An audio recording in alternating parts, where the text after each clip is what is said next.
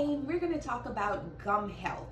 So, when you come in for your exam, not only are we checking for the health of your teeth, we're also checking for the health of your gums because the gums are the foundation for the teeth. So, if your gums aren't healthy, your teeth can't be healthy. So, what we do is, of course, we visually look at them. We're trying to see if there's any redness or bleeding. We also ask you when you're brushing or flossing if you're experiencing any discomfort or bleeding gums, because that can be a sign of gingivitis or gum disease.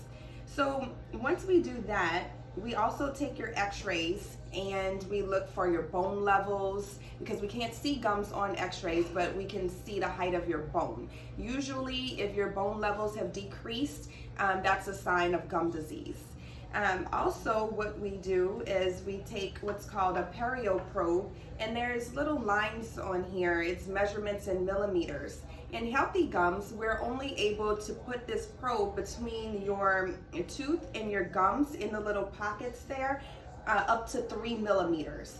Any further than that, you have what's called a pocket, and in that pocket, bacteria sits down in there, and it can cause destruction of the gums. And at first, at the very beginning, when that bacteria is in there, that's when your gums are puffy, and you may have what your dentist tells you is gingivitis.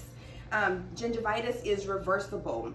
You get your teeth cleaned, and at home you're brushing and flossing, we can reverse the gingivitis. But when it goes to periodontal disease or gum disease, that's irreversible. And usually that's the case when you have buildup, not only above the gums, but below the gums. And you can't see the buildup at home. We can see it on x-rays, or we can visually see it at your checkup.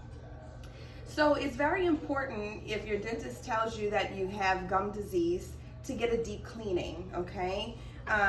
What happens with a deep cleaning is we go in and we clean below the gum line. We get all of the tartar buildup and the plaque buildup that's harboring below the gums underneath there, causing that gum inflammation.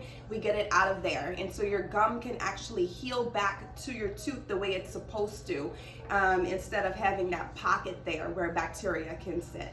So if you're during your dental exam, if you're hearing numbers that are larger than 3 millimeters, don't fret. Those numbers can improve. And we check them at each dental appointment to make sure that those numbers are getting better, or we may have to intervene.